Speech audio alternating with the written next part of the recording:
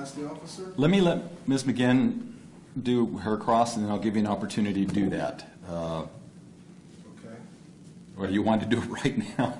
It's just two very brief questions. I just thought since That's you... fine, Judge. Let him- Okay, go ahead, Mr. Bregman. So, the judge had just asked you whether or not officers are trained that they may use non-lethal force twice, for example. Yes. And these are all rapidly evolving situations, correct? Yes, sir. Do you know in this instance that the taser shotgun was used twice? I do now, yes. And do you know that the dog was deployed twice? I do now. Okay. That's all I had. All right, sir. Thank you. Ms. McGinn? Thank you, Judge. Morning, Sergeant Fox. Good morning, ma'am. Sergeant Fox, have you heard the saying that there are no accidents, just poor planning? I have.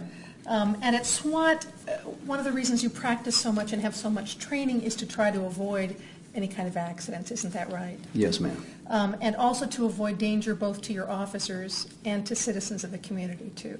Yes, ma'am. And you know your men on the SWAT team, do you not? I do. And you know the chain of command on the SWAT team. I do. One of the things that is important when the SWAT team deploys is to have a plan, isn't that right? That's correct. And in this situation, SWAT was never actually formally called out to the scene or activated to the scene, was it? It was not. You came because of what you were hearing over the radio. Yes, ma'am.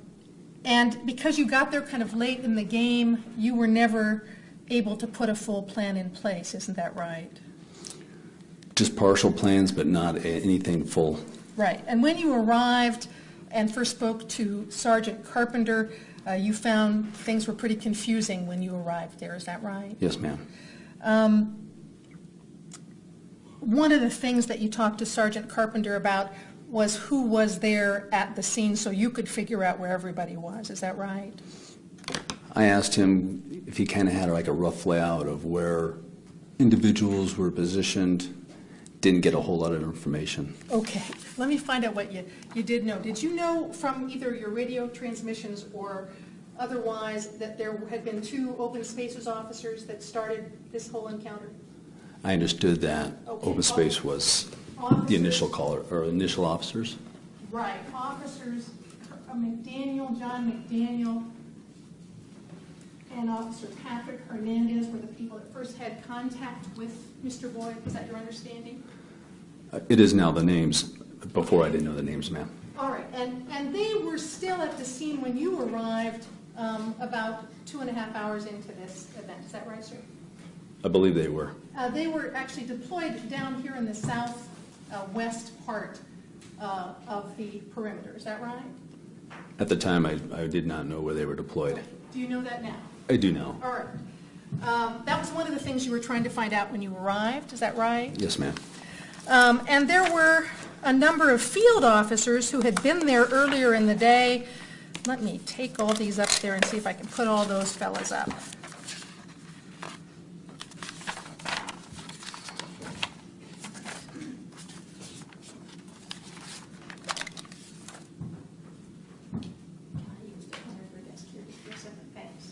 The fellow you spoke to was, let me find him, Sergeant Carpenter. Is that right? Yes, ma'am. And he was a field officer. Is that right?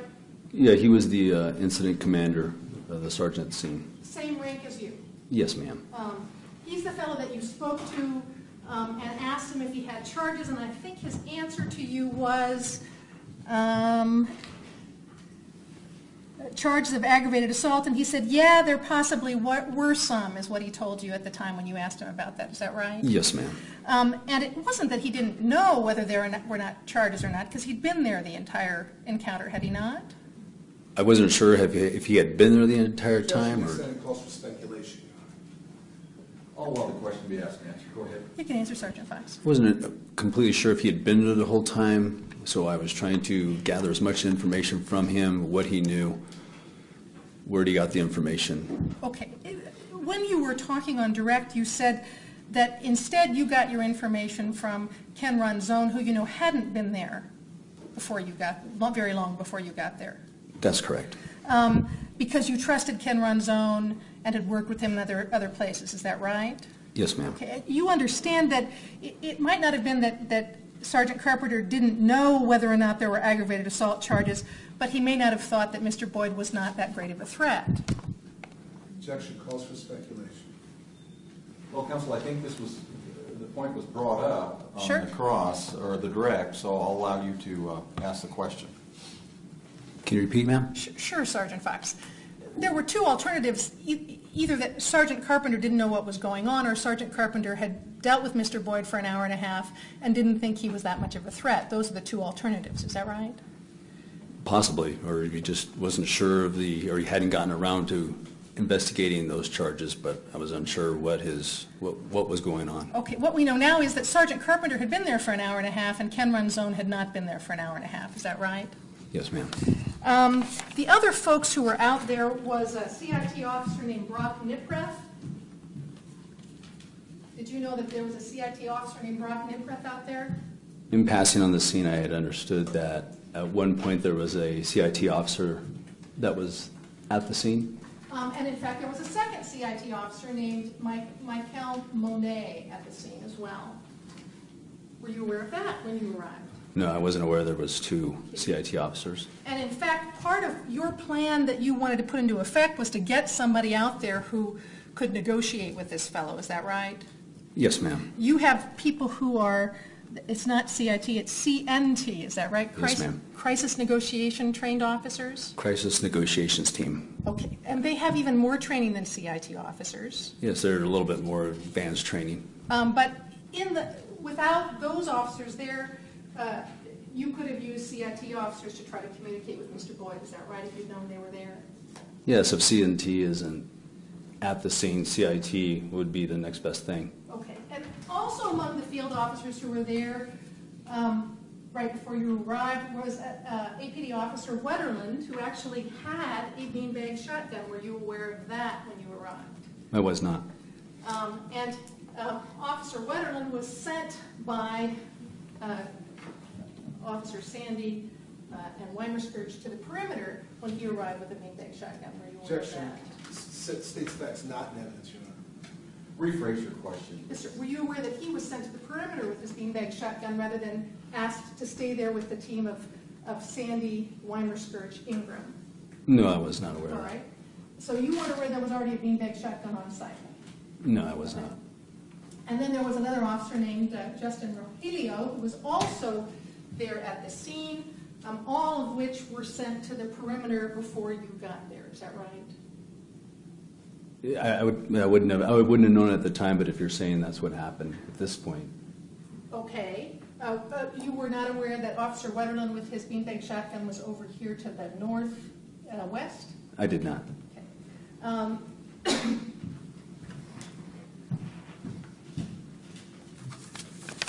And were you told that there were also two state police officers that were there?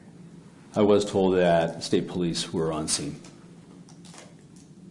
And were you aware that they were helping establish the perimeter as well? I understood that the two state police officers were stationed to the west in a perimeter position.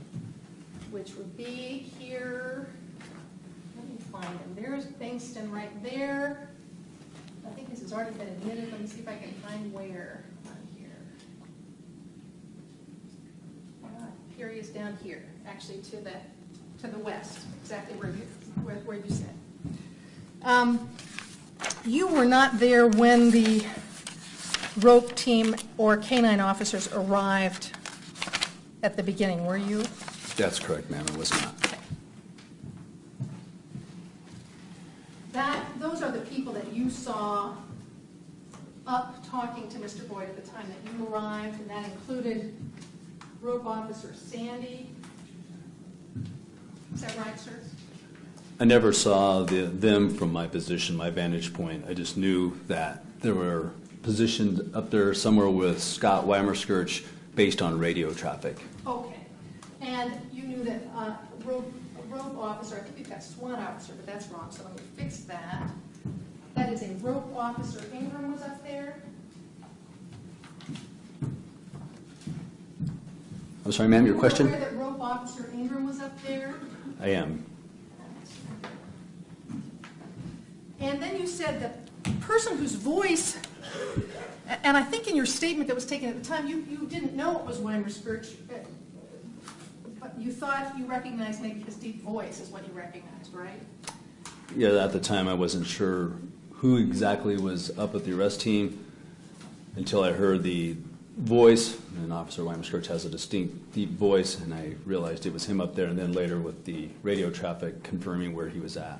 And also Ken Ronzone was up there?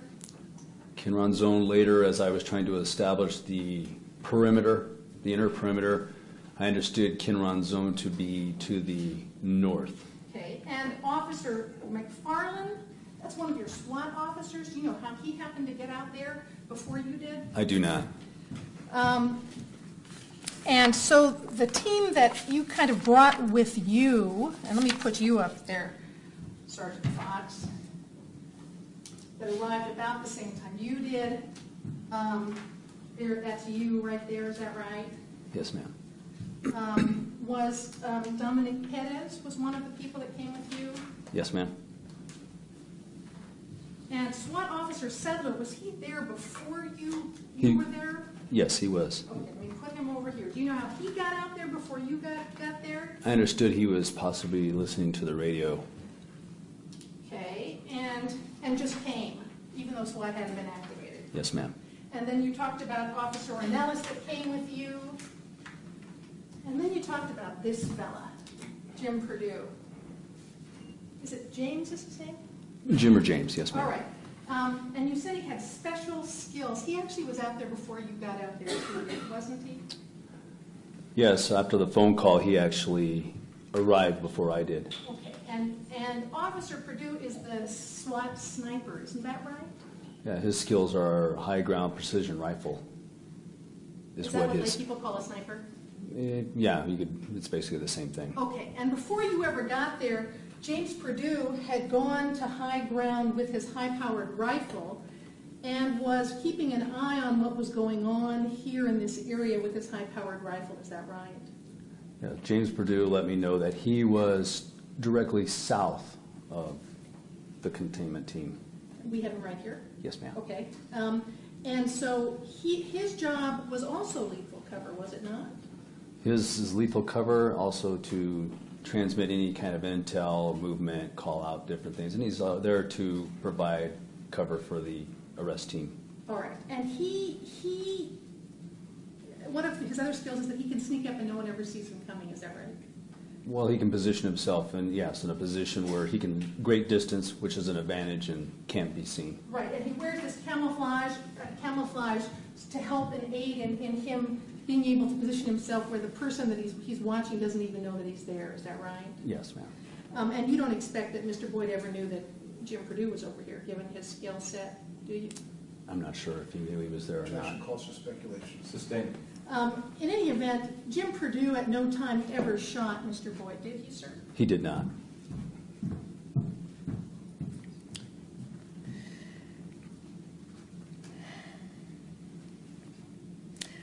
There was not really anybody in charge out there at the time you arrived, was there?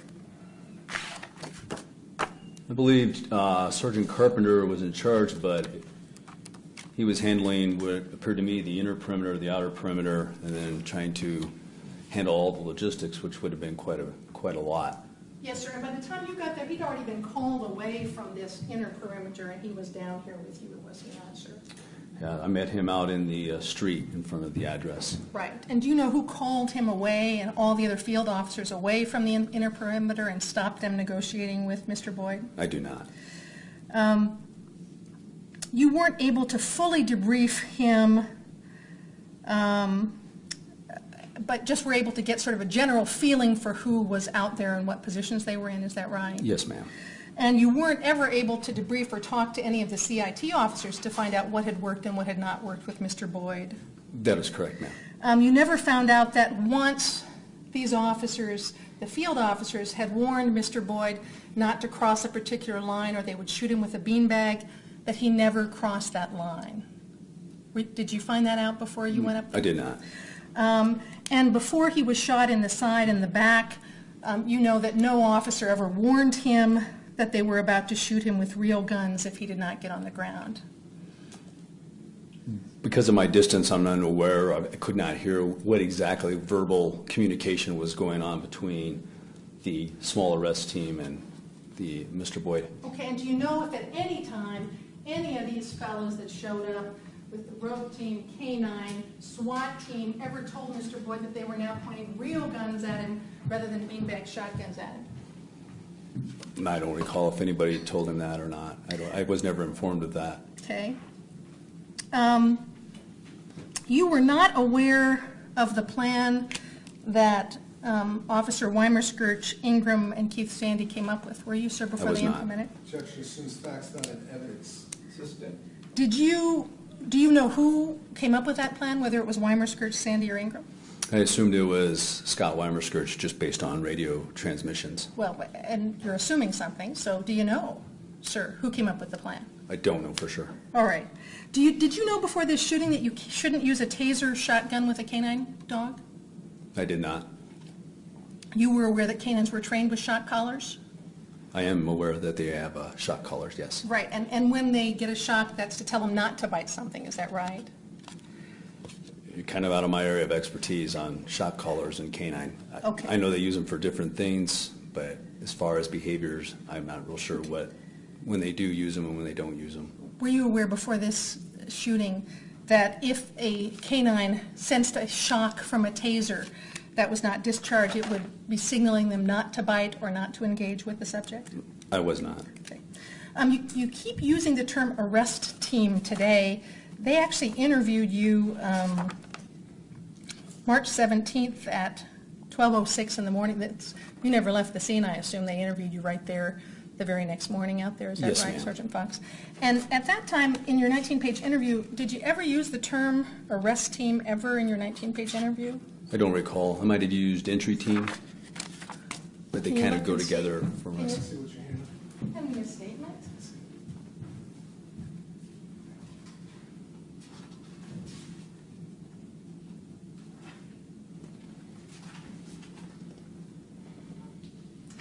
Thank you. Can you highlight in red any point in there where you ever used the term arrest team in your statement that was taken the night of the event? Or that you realized this was an arrest team or that there was going to be an arrest?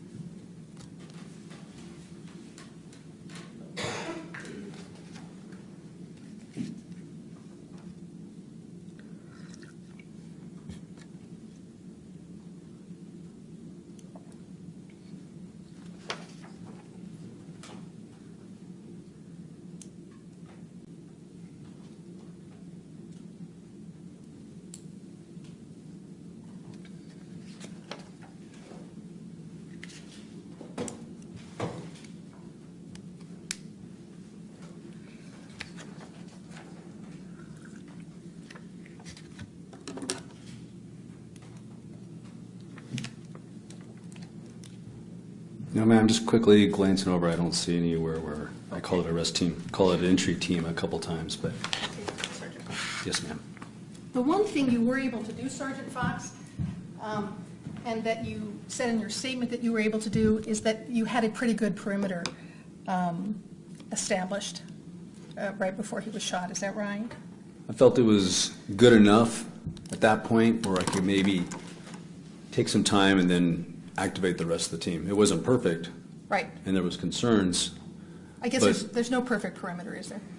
No, probably not. But there's always perimeters that are better than others. Right. And based on that terrain, I was definitely concerned on where people were at and where the holes were. And because of the perimeter that you had, you felt he was contained in an area that if he did move or try to escape, we would have him contained. Is that right, sir? I felt I had a good enough perimeter and inner perimeter to at least go on to the next job that I had and that was to call out the team.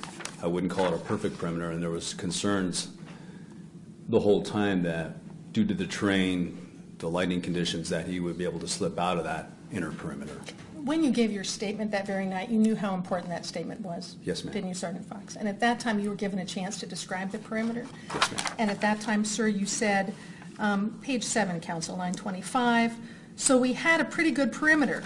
Had a couple of state police officers that were down to the west, so he was contained in an area that if he did move or he did try to escape, we would have him contained. Isn't that what you said, sir? Yes, ma'am. All right.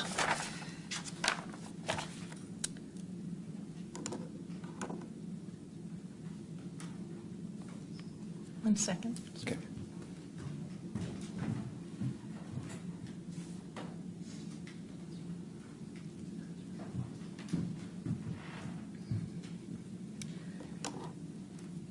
You talked a little bit about Officer Pettis' training. He had much more training and experience than a rookie officer, did he not, sir? He did, ma'am. And he was able to, all that training helped him perceive and respond faster than a rookie officer would. Yes, didn't ma'am. it, sir? And in fact, also the aiming system that you said you use because it is quicker, is that right? It allows us to, yes, pick up the front sight quicker. Okay. When you train officers, you teach them that they don't get to shoot someone for past bad conduct. Isn't that right, sir? That's correct, ma'am. They have to be an immediate threat at the time you shoot in order for it to be a justifiable shooting. Is that right? Yes, ma'am. And you were very honest with Mr. Bregman. You said if someone is standing here with 2 knives, you might have to use deadly force if they're advancing on you. Is that right? Advancing or any kind of movement that I feel is aggressive. Right. If they are turning, does that affect your analysis of the deadly threat? It depends. Are you turning towards a citizen? Are you turning towards another officer? A lot of that would vary. Okay. Or if my back is to you, does that make a difference about whether I'm a threat to you? Again, I don't know what are you looking at? Are you moving towards anybody? What are the officers' positions? Yes, sir. Civilian positions, if there are any. So it depends. If I'm obeying your order to lay down at the time that you shoot me, what does that tell you about whether I'm a threat? If you're obeying commands, Yes, sir. then I wouldn't shoot you, no. Okay.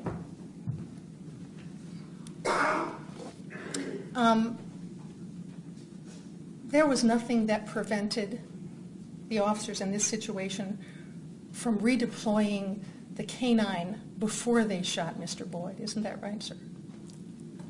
I'm not qualified to answer about canine deployment. I'm not sure. Okay. You know, Mr. Bregman asked you about the canine was deployed twice. The second time the canine was deployed was after Mr. Boyd was shot. Isn't that right? I would know. Now I know. All right. And nothing, there wasn't any rule or any training that would prevent the canine officer from having redeployed the dog before Mr. Boyd was shot. Isn't that right, sir? Not that I know of, but then again, I don't have much knowledge on canine training or canine handling. I've never been a part of the team. Okay. Thanks, Sergeant Fox. Thank you, ma'am. Okay. Pass the witness, Your Honor. Mr. Robles, do you have any redirects, sir? I do. Okay.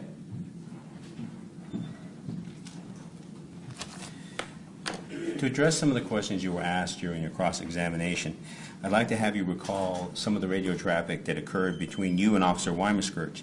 Do you remember a radio transmission in which you told Officer Weimerskirch that it was imperative to take Mr. Boyd into custody before nightfall? I do. Why did you make that statement over the air? Based on the concern of the terrain, once again, the citizen safety, making it very difficult once it does get dark to keep him in that inner perimeter. How does darkness make the perimeters that were set in this case worse than if we had stayed in daylight? The individual can conceal himself and slip out, or if he makes a mad dash, gets out of that inner perimeter, which we've had people do, in the darkness they could elude us and we may not find them. Based on your training and experience, having spent decades on SWAT call-outs, how often do suspects who you believe are surrounded escape? There have been a few. Now, with regard to your interview and the use of the word entry team, when you use the word entry team in the interview you gave the night of the shooting, what did you mean by that term? And I guess it's a tactical term. Entry team is a combination of an arrest team. It's an arrest team and an entry team. They're kind of synonymous. It's a team that is close and can take a subject into custody if need be.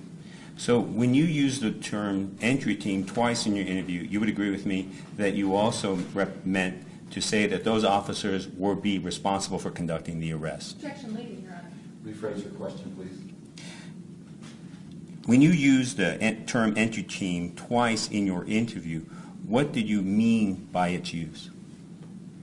What I mean is an entry team is usually where my team leader is at.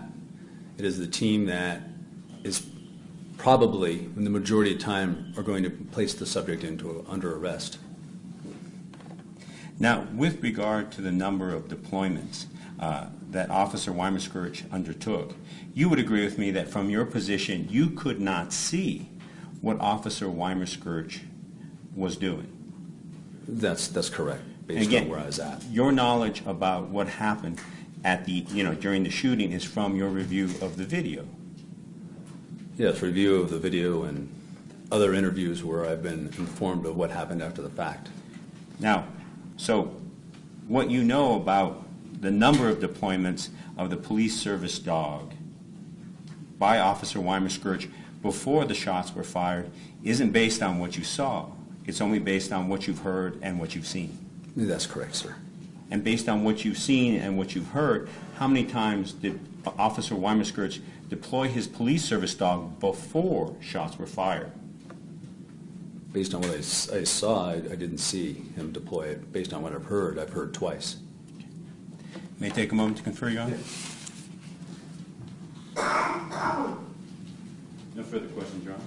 May this witness be excused from the case, Mr. Robles? Yes, he may. State? Yes, Your Honor. I just have a moment, Your Honor. Okay.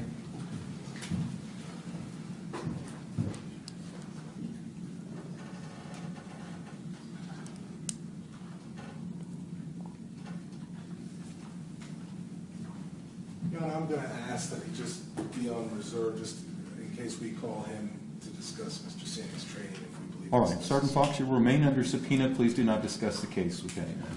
Thank you. Thank you, Your Honor.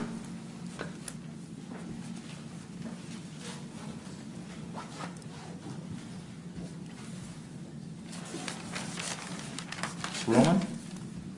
Your Honor, before we call our next witness, with court's permission, I'd like to read in a brief stipulation of the parties regarding an exhibit. All right.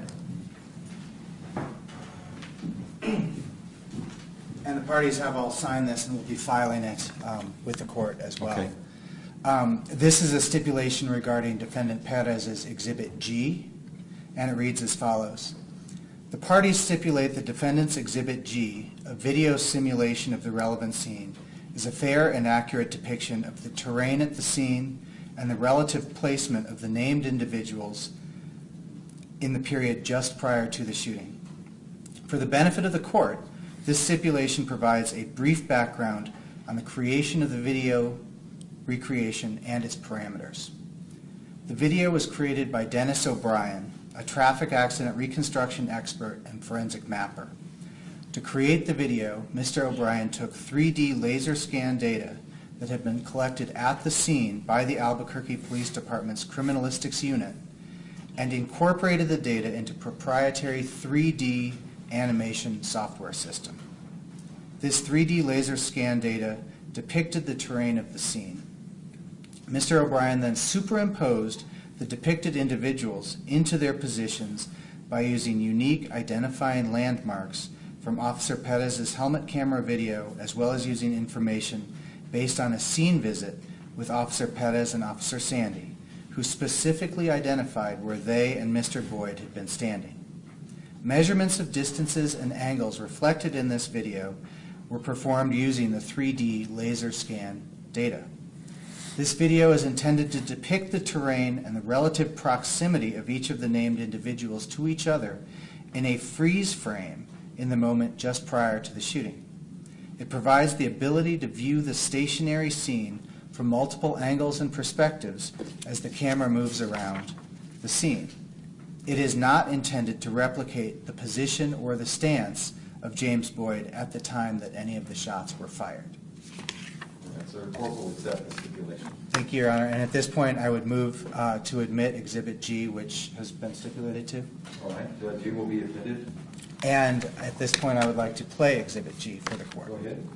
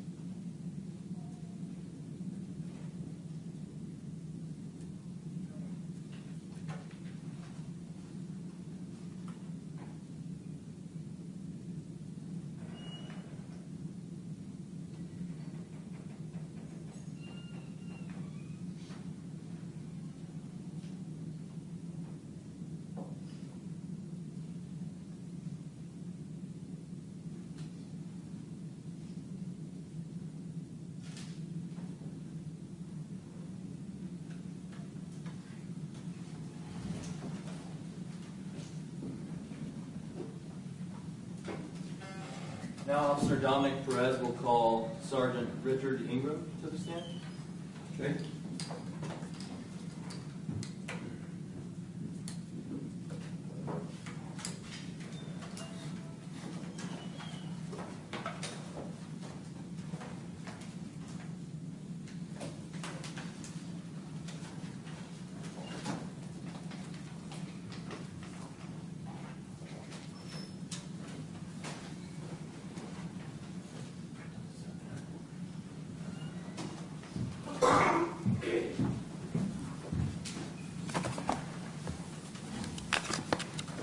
Raise your right hand for me, please. Do you swear or affirm under the penalty of law that the testimony you're about to give shall be the truth, the whole truth, and nothing but the truth?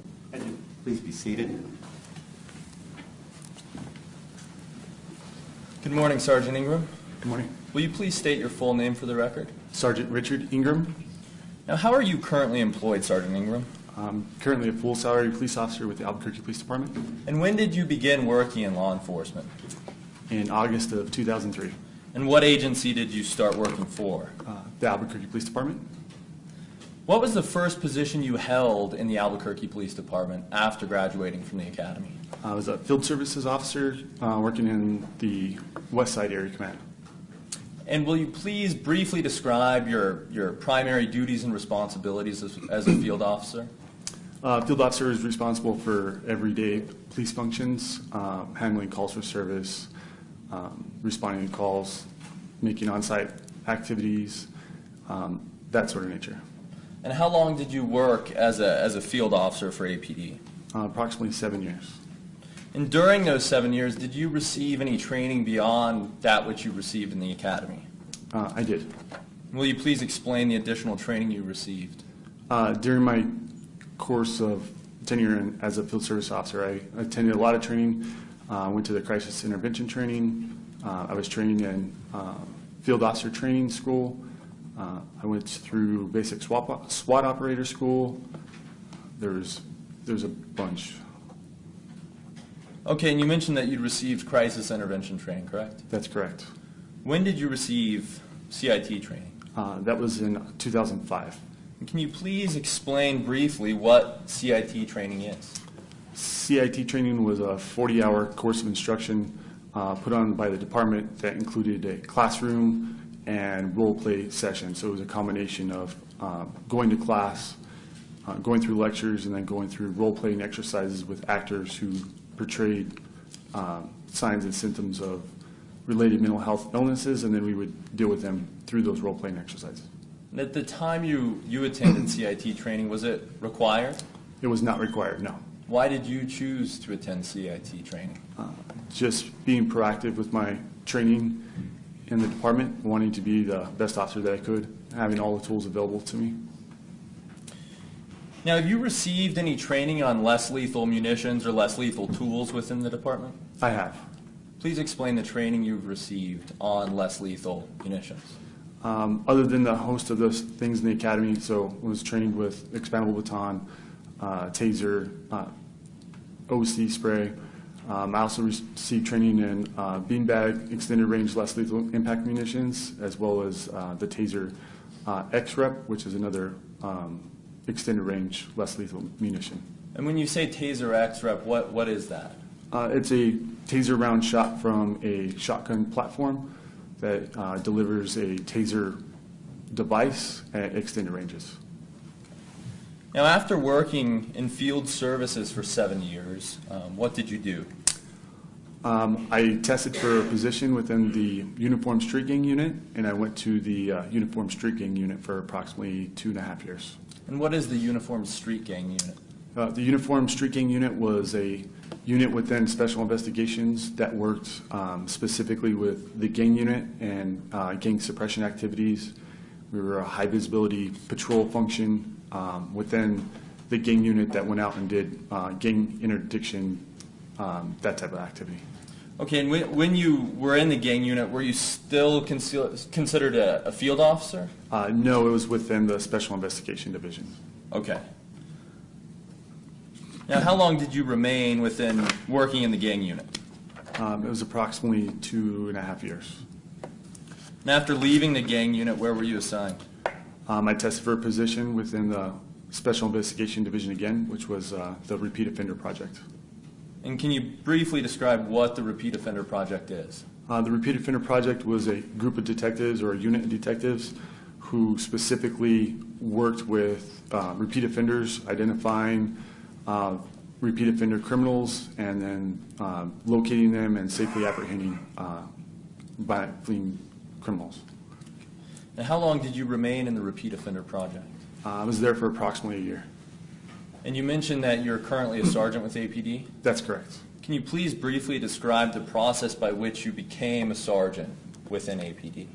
The sergeant test within the police department is first a written test, a battery of questions. Once you take that battery of questions, your score is computed with the rest of the candidates that put in. Following that course of the test, you're assigned a position basically within an assessment center, which is again kind of a host of role-playing exercises, usually 3 to 5 exercises where people evaluate your performance in those role-playing exercises. Once that's done, then your total score is computed and you're either placed on a list or not placed on a list. And were you placed on that list? I was. And were you eventually selected to be a sergeant? I was. I was promoted July 18th of 2015. And as a sergeant within APD, what are your duties and responsibilities? I'm back assigned to the Field Services Bureau. I oversee a squad of officers in the Southwest Area Command or Southeast Area Command, and we basic police functions every day, calls for service, on-site activities, everything to that nature. Now I'd like to turn your attention to the incident we're here about today, the March 16th, 2014 officer-involved shooting at James Boyd. Now on March 16th, 2014, what was your assignment with an APD? I was assigned to the Repeat Offender Project as a detective. And that's the project you previously talked about? That's correct. Now how did you first come to know that an incident was taking place in the foothills of the Sandia Mountains? I received a telephone call. And who was that call from? Detective Sandy. And what did you learn during that call? Detective Sandy explained to me rather briefly that he was responding to a call out from radio dispatch in which they requested the use of a taser shotgun. And is that the ex-rep? That's correct. We've been okay. Now, were you on duty when you spoke to Detective Sandy? No, I was not. Why were you not on duty? Sunday was our regular day off. So if you weren't on duty, where were you when you spoke to Detective Sandy? I was at soccer practice with my daughter. And after you spoke to Detective Sandy, what did you do? I also have a Taser X-Rep device in my truck at that time. And because he was en route, I went home and I changed clothes, and which is common with the response to that I was also going to take I was going to respond to the call as well to take my Taser device as well. Now, you mentioned that you went home and changed clothes. Why did you go home to change clothes? I was in physical training clothes from soccer practice, and so I went and changed clothes into something more appropriate for a call out. Okay, and when you say more appropriate, what do you mean? Jeans, T-shirt, and that type of thing. Okay. Now, before moving on, I'd like to talk to you about some specifics about the Taser shotgun that you had on March 16, 2014. Now, will you please begin by explaining specifically what this Taser shotgun is? Taser shotgun, again, is an extended range, less lethal munition. It deploys a encapsulated device, if you will, that is charged with 50,000 volts. The exposure time of that device is approximately 20 seconds. The X-Rep design is in a couple parts. It has a head unit, which has barbs to attach itself to a body's person. It has a wire, which is energized, which detaches from the head and extends further down. And then it has a cactus probe-like apparatus or chassis towards the bottom of that. So it creates contact within 3 different points.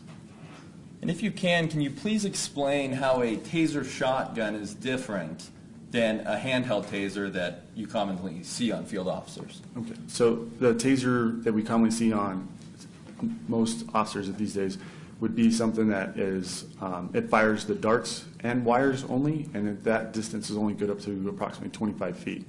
The distance for the X-Rep, or the extended range electronic device, is going to be up to about 100 feet. Okay. Now, why were you specifically in possession of that Taser shotgun on March 16th? We were assigned them from the Repeat Offender Project. Okay.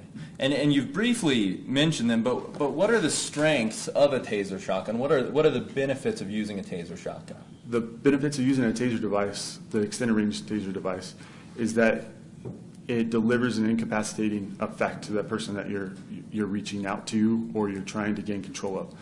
That incapacitating effect takes control of their body, it interrupts their central nervous system, which means they can't move, means they can't proceed, they can't go anywhere. It immobilizes them.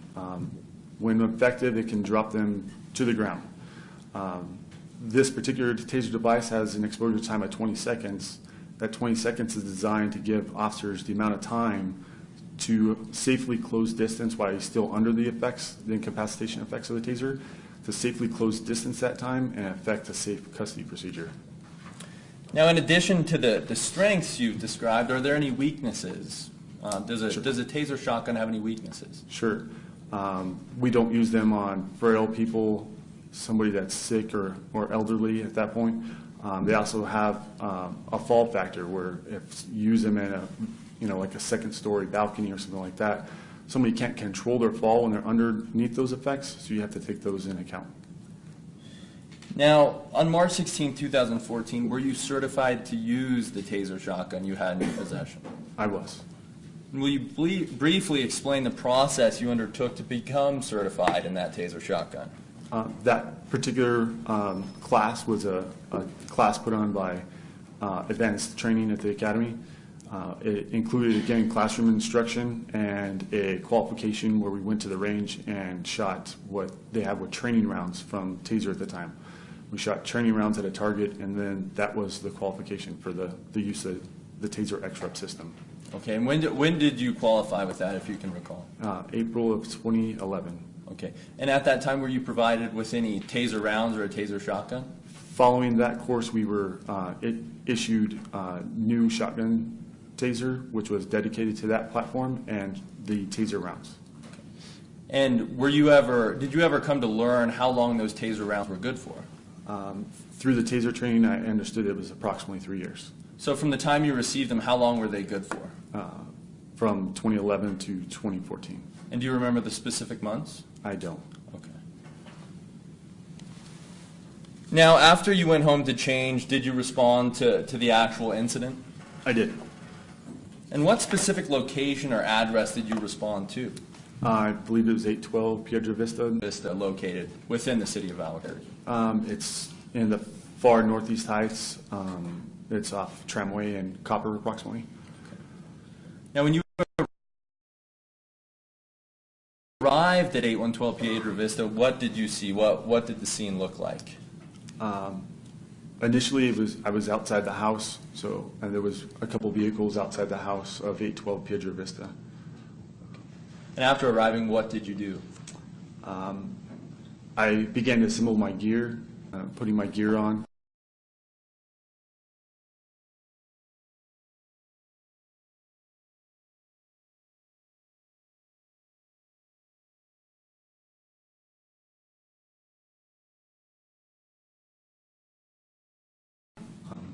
So I started going through that process, was checking all my gear, getting all that stuff ready to go. Okay, and when you say you assembled your gear, what do you mean? I put on my soft body armor. I put on, in the Repeat Offend project, we had hard body armor, which was good for rifle rounds. So it was augmented body armor. So I put that on. I changed my glasses because I noticed the time of day. So I changed the glasses from my sunglasses to clear lenses to have eye protection.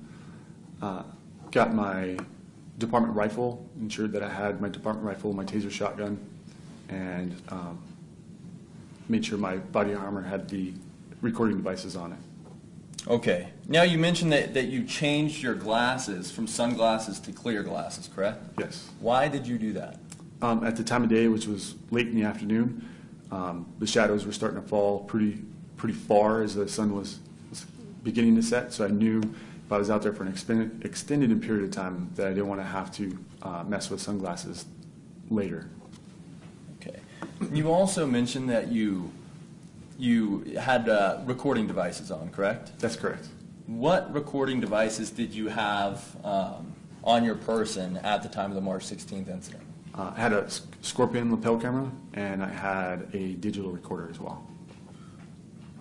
Why did you have both of those recording devices on your person? Through experience, I knew that the Scorpion camera had issues with the battery lasting for a certain amount of time and other problems that we had with the Scorpion camera. So I was taking two different devices to ensure that the whole incident would be recorded. Okay. And did you turn, as far as you know, did you turn both devices on? Yes. Now, jumping ahead, following the March 16th incident, were both your lapel camera and your digital recorder collected by criminalistics? They were. Both of them were collected? At the time, I believe I turned in my digital recorder, and I think the lapel camera was turned in later, but I don't know to who. Okay. Do you know where were you when your digital recorder was collected? My digital recorder was collected at the crime scene van. Okay. And do you know why that individual did not collect your lapel camera?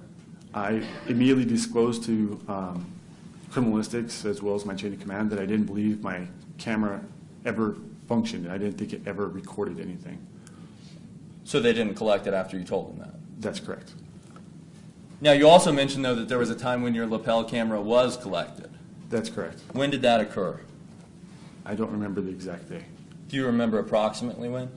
I think it was during that next week. I hadn't returned to service due to the circumstances. We weren't going back to work at any point in time.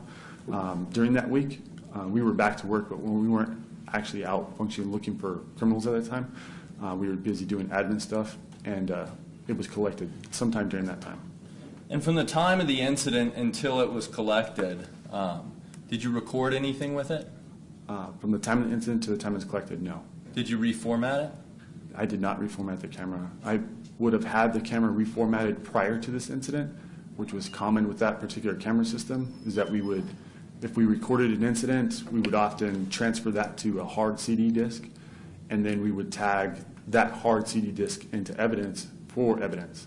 But the SD card was often reformatted following incidents to ensure that the memory card was as much capacity as possible, so there wasn't a conflict of having a short memory card or not having enough memory space to collect evidence.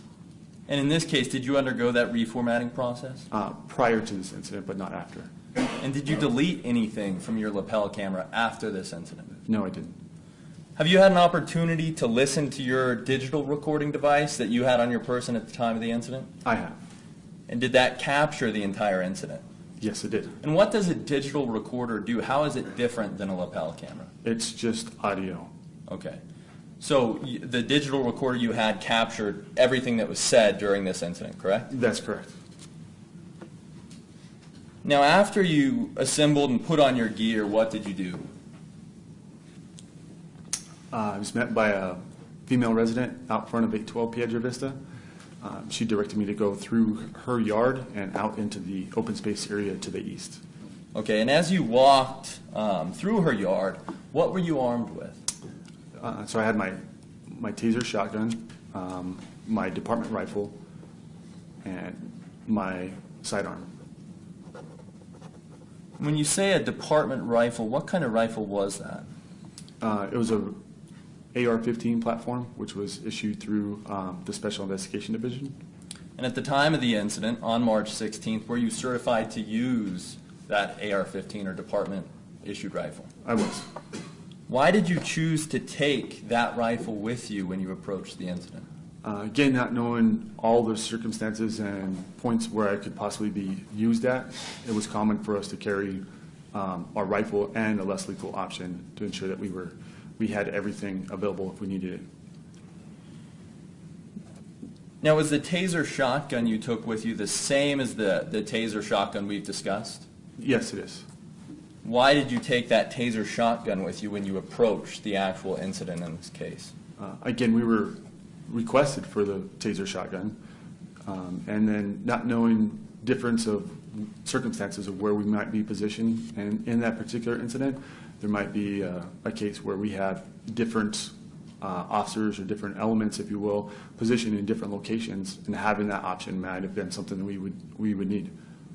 Now, how did you carry both your rifle and your taser shotgun? They were both on slings at that time. Okay. So you had them both slung, or were you carrying one of them? I believe at that time I had them both slung. Okay. Now, you mentioned that you walked through the side yard of 8112 Piedra Vista to the foothills, correct? That's correct. Now, how were you able to access the foothills from the side yard of 8112 Piedra Vista? The 812 Piedra Vista had a gate in the back that led directly out to the open space area. And did you walk through that gate? I did. And what did you see when you went through the gate? My first encounter was Detective Sandy towards the first part of the trailhead, and then further up the hill, I could see that there was a male subject on a large outcropping on the rock, which was significantly higher than we were, and several officers standing to the south.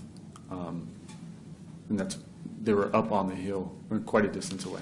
Okay. And can you please, we're going to walk through what you've just said, but can you please describe the terrain that existed behind 8112 Piedra Vista? Open space area, which was very, very rocky, lots of cactus. It was very, other than the trail, it was very uncultured, if you will, very, very rude, and lots of rocks, lots of cactus. Now, throughout this incident, did the nature of that terrain cause you any problems? Yes, it did. What problems did the terrain cause for you? Just maneuvering through the terrain, trying to keep steady footing, things like that made it. We had to take methodical steps in order to move somewhere. Now, why is it important? You mentioned stable footing, I think. Why is it important to have stable footing in an incident like this? Just trying to maintain a presence of any action that you might have to take. So trying to keep a steady footing is imperative.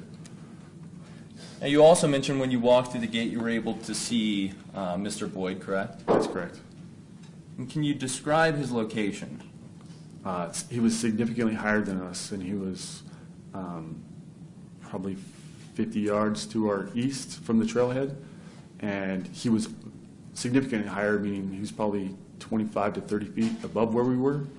A large outcropping of rocks, which had a very significant value to me because the large outcropping of the rocks presented another elevated position that gave him cover that made me nervous from that position.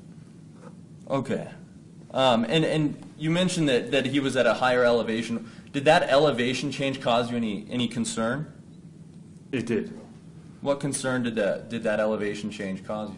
Having that elevation presented a significant hazard to us because, as we knew he was up there, none of his camp had been checked or anything else has been checked. We didn't know what extent he could be armed. And at his specific location with that elevated position and the amount of rock croppings he had, it presented a very unsafe condition for us.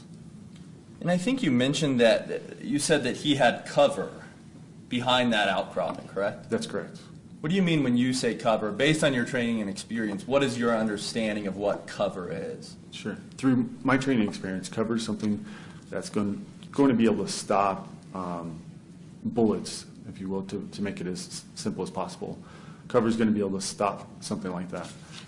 Concealment is like an area which it just conceals your movement or conceals your person, but it doesn't do anything to provide a stop for any type of threat like that. Now, were you able to specifically see Mr. Boyd, any details about him from your position when you walked through the gate? Other than him being higher, it looked like he was wearing like a black and gray long shirt. He had sunglasses on at that time, but nothing, I couldn't tell much more from there. And were you able to make any observations regarding Mr. Boyd's demeanor at that time? The officers were standing at a distance, so I was able to put together that there was something transpiring, but they didn't want to encroach his space, and that he was, I could hear him yelling at times, but I couldn't make out what he was saying. So you could hear him, but you couldn't specifically tell what he was saying? Right. And that was from your position walking through the gate? That's correct. Now, after you walked through the gate, you mentioned that you saw other officers near a trailhead, correct? That's correct. Who did you see near the trailhead? Initially, it was Detective Sandy. There was Officer McFarland and Officer Ronzone. Okay, after seeing those officers near the trailhead, what did you do? I walked up behind Detective Sandy and was just surveying what conditions were. Okay, and when you say you were surveying the conditions, what do you mean? Just the overall layout of what was going on and the area. Okay, and from that position at the trailhead, were you still able to see Mr. Boyd? I was. Were you able to see him better than you could from your position at the gate? Slightly better, yes. And were you also able to observe his demeanor? Same demeanor. He was still yelling. I couldn't make out specifically what he was saying, but he would often be boisterous, and the officers were still at a distance from him at that point. And as you surveyed what was taking place, did you see anything that caused you concern? He was pacing back and forth up there, and the officers were, what in my assessment, were too close to Mr. Boyd. Okay, now while this incident was transpiring, did you have your radio on?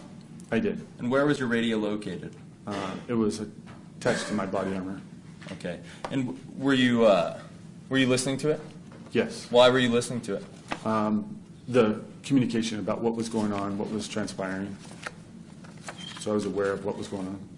Okay, and I'm going to play you a brief clip of that radio traffic. It's been previously admitted as Defendant Perez's Exhibit C2, which is the actual radio tape. and Defendant's Exhibit D3, which is the recording of the 911 call.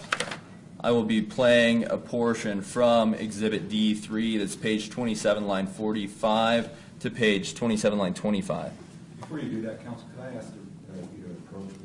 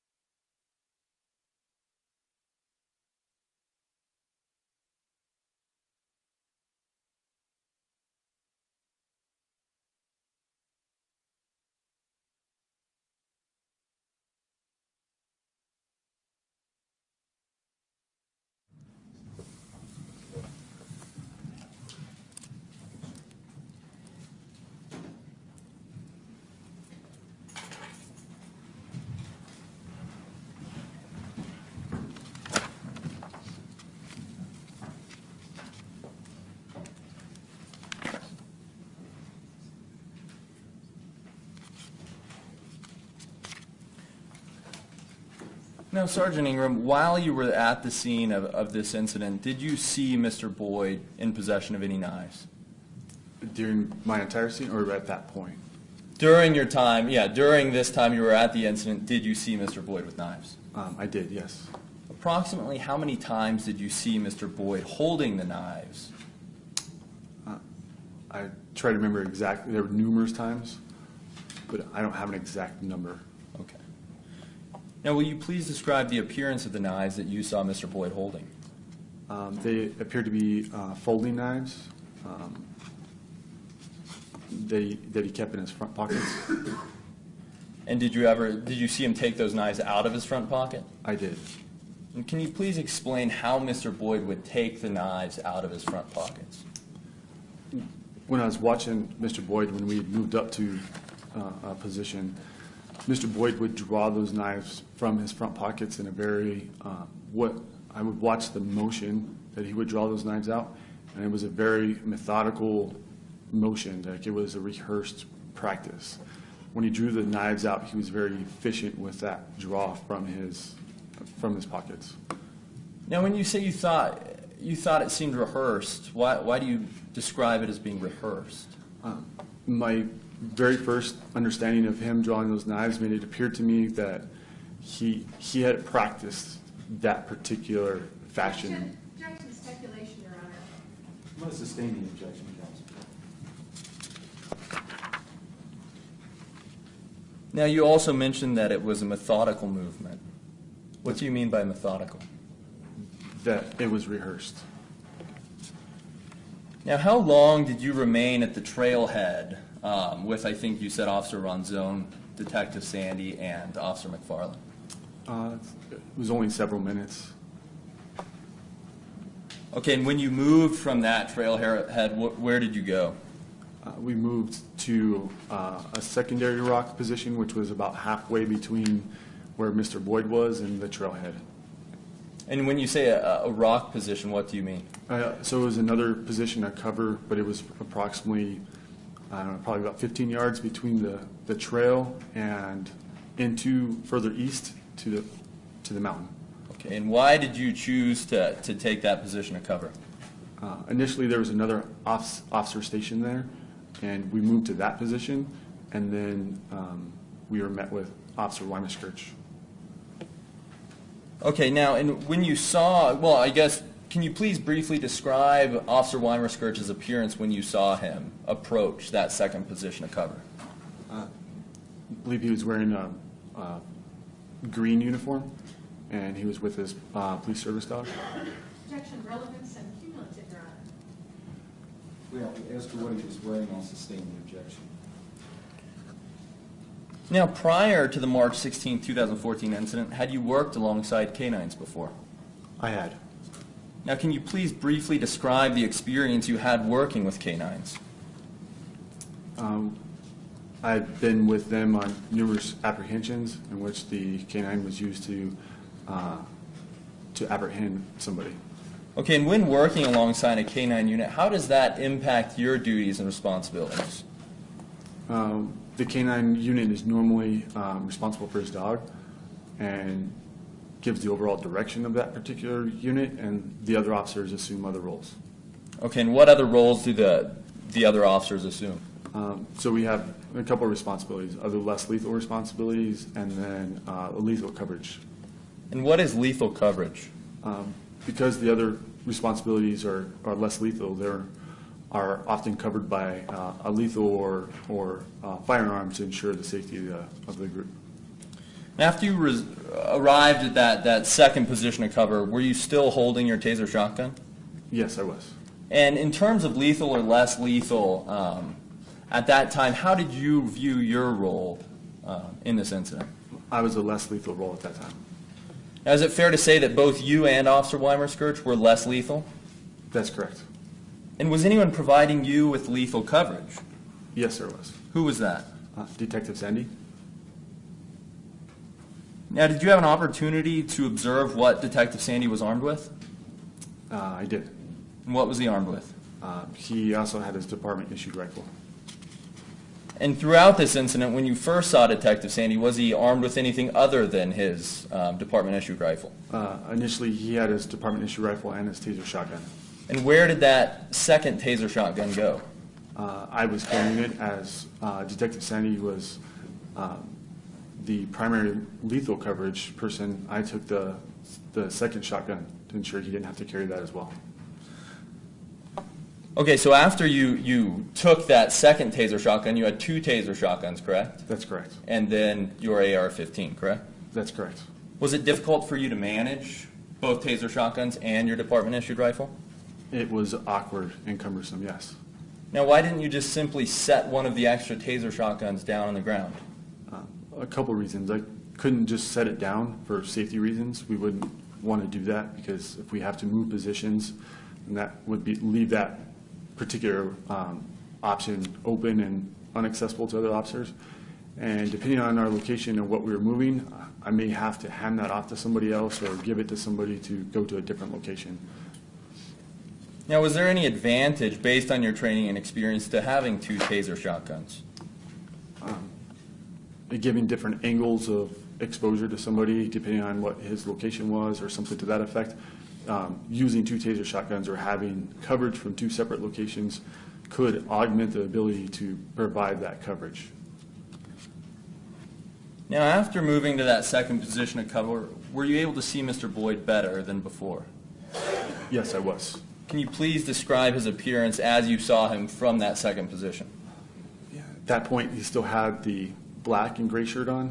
It appeared like he had a couple T-shirts on. At that point, it looked like he was wearing like black pants, I believe, and was still wearing his sunglasses, and he had long hair. Now, was there anything about Mr. Boyd's appearance that caused you concern? He was still very animated. Now, you mentioned that he had several shirts on. That's correct. Was there anything about him having several layers on that caused you concern? Again, just that it was odd to me because it wasn't that cold at that time for the temperature that we were out there at that specific time.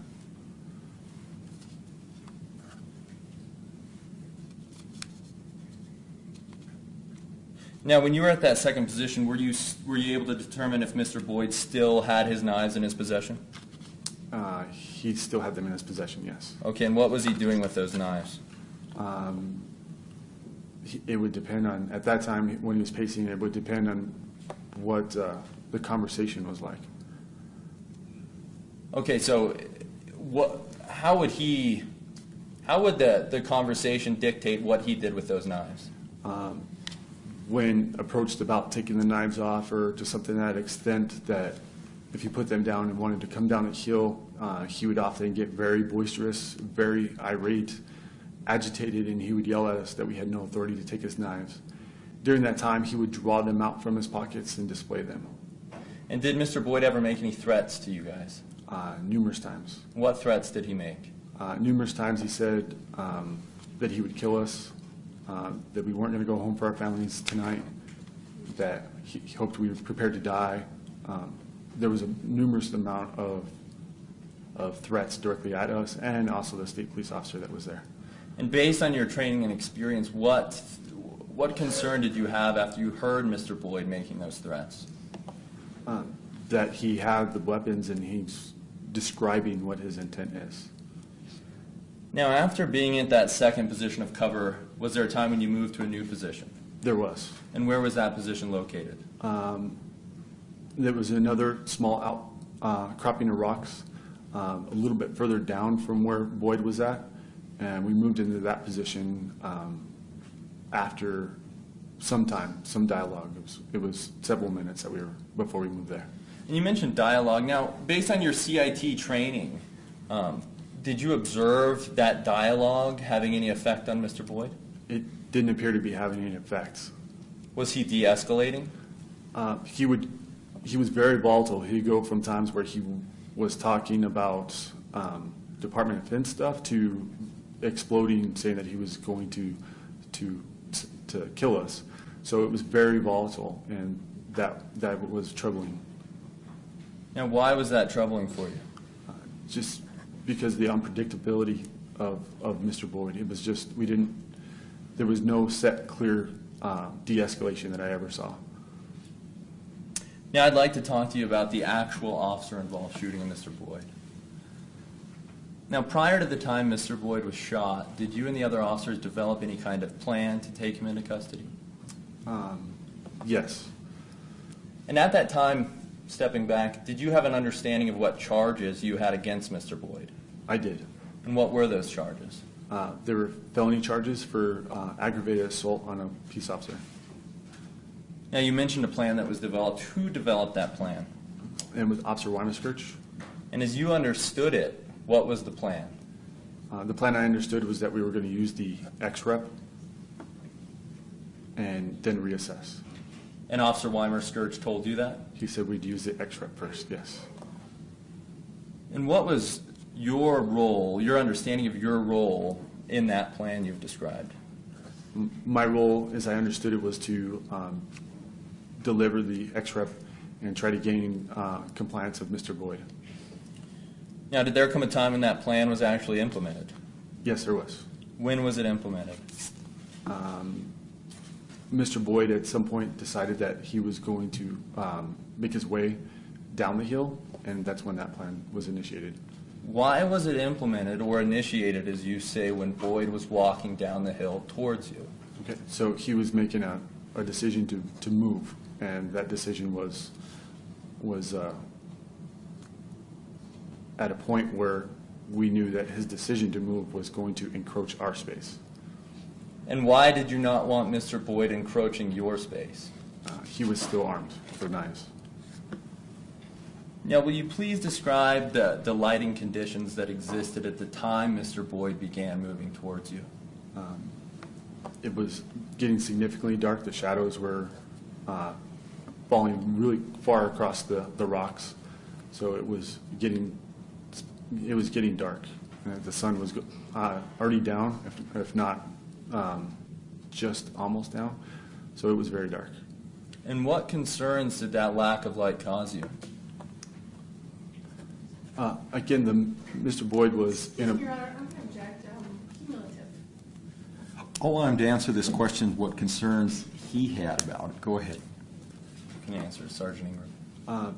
The lighting conditions made it more difficult for us to operate in, and I knew that if Mr. Boyd was at some point further back in the rock, it was hard to gauge what he was doing. It was hard to observe everything that we could see. Okay, now as Mr. Boyd began walking towards you and the other officers, what happened? A noise flash diversionary device or flashbang was thrown. And who threw that flashbang? Detective Sandy. And did you observe where that flashbang went? It was a little in front of Mr. Boyd and to his right. Now, during your career in law enforcement, have you ever deployed a flashbang? I have. How many times have you deployed flashbangs? Personally, once. And was that in training or in a real life situation? Real life situation. Now, have you been present when other officers have deployed flashbangs? I have, yes. And how many? Roughly how many occasions? Numerous times. I don't have a specific number, but numerous times. And when you've been around flashbangs as they've been deployed, have you felt the effects of the flashbang? I have. Can you please describe the effect? Protection cumulative. Sustained.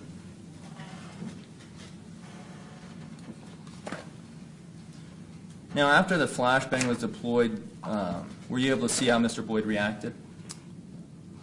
I was. Based on Mr. Boyd's reaction and your experience with flashbangs, did you believe the flashbang had its desired effect on Mr. Boyd? No, it did not. Now, when Detective Sandy deployed the flashbang, what did you do?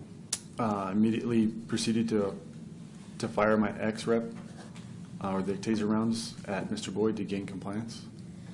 Now, you say gain compliance. What was your intention in firing the taser shotgun at Mr. Boyd? My intention of firing the taser shotgun at Mr. Boyd was to stop his movements, to incapacitate him, to facilitate that safe arrest of Mr. Boyd.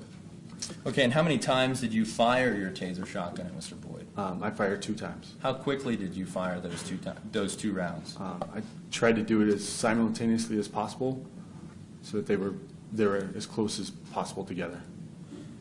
Okay, now, where were you aiming your taser shotgun when you fired it at Mr. Boyd? At his lower torso. Why were you aiming at Mr. Boyd's lower torso? He had put on a separate sweatshirt, and when he put on that separate sweatshirt, I knew that the added clothing that he had on his upper body was going to impact the effectiveness of the total round. So my intention of aiming at his lower torso or pelvic area was to gain compliance through that large muscle group of his hips and legs.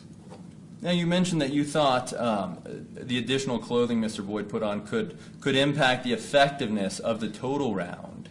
That's correct. Why did you choose to still fire your taser shotgun if you had question of whether or not it'd be effective? With any less lethal option that we have, there's a degree that there's a possibility that it doesn't work. Knowing that effect that the taser round would have on Mr. Boyd when effective was a benefit to the officers to safely take him into custody. So knowing that in effect that I could still target a large muscle group and still affect that incapacitation of Mr. Boyd, I felt that it was the safest way to take him into custody. Now, please describe how Mr. Boyd reacted after you fired your 2 taser shotgun rounds at him.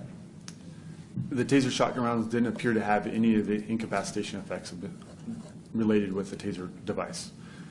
Mr. Boyd actually threw down the bags that he had, and it didn't appear to have any effect on him whatsoever. And that's based on your training and experience? That's correct. Now, after the flashbang was deployed and you fired your 2 taser shotgun rounds at Mr. Boyd, what occurred?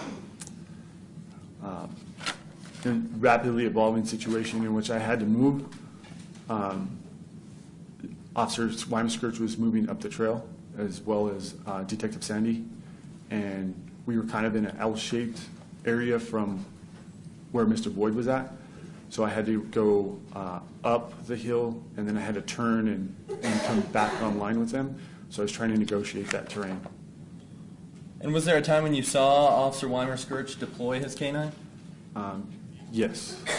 And did you observe how Mr. Boyd reacted after that canine was deployed? I can remember the dog getting to him, but I don't know specifically what the dog did when it got to him. Okay. And after the dog got to Mr. Boyd, in your words, what occurred? It appeared like the dog came off and came back to a certain extent. But again, I was moving and I was behind Officer Weimskirch and Detective Sandy as I'm trying to traverse going from the west to the east. And as you're traversing from the west to the east, what's Mr. Boyd doing? At that time, he's going to his waistband. When you say he's going to his waistband, what do you mean? So he has both hands and he's going towards his waistband and towards his waist. Okay, and after he went towards his waist, what did he do? He efficiently drew those knives again. So he drew the knives from his pockets.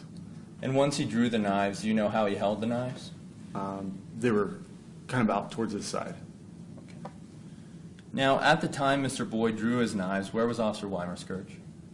He was in front of Detective Sandy and in very close proximity to Mr. Boyd. Okay, and you said he was in front of Detective Sandy, so Detective Sandy was behind him. That's correct. Now, based on your training and experience, what level of threat does a knife pose?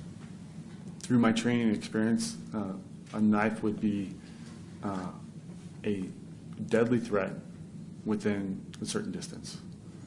Now, please explain how you felt when you saw Mr. Boyd draw his two knives.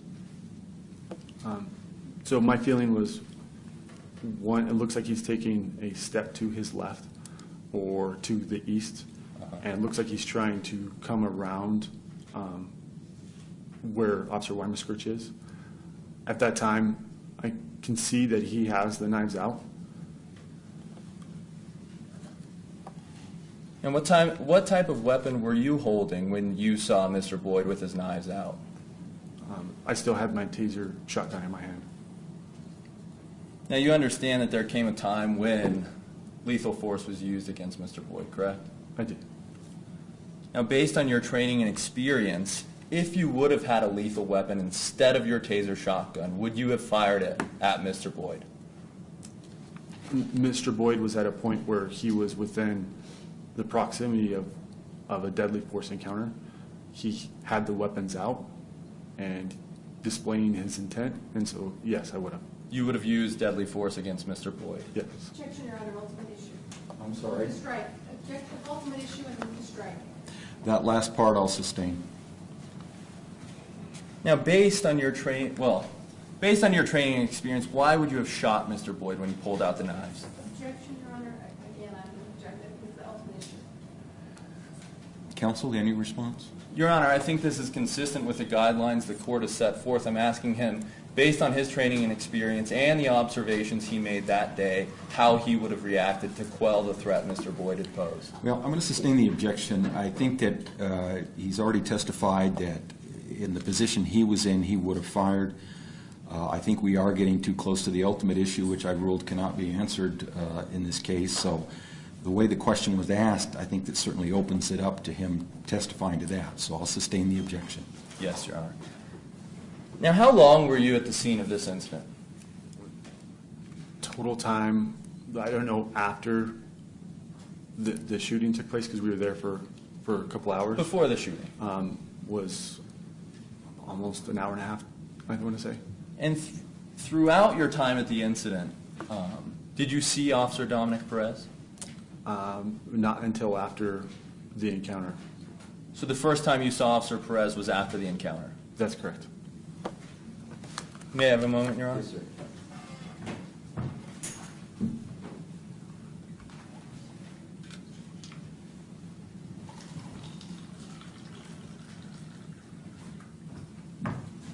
Pass the witness, Your Honor. Counsel, what I'm going to do, I'm going to go ahead and break for the lunch hour. It's 11:45. I'd ask that you be back at 1:15 and we'll continue. Sergeant, I'd ask that you be back at 1:15. Please do not discuss the case with anyone. Right, we'll be in recess. Thank you. All rise.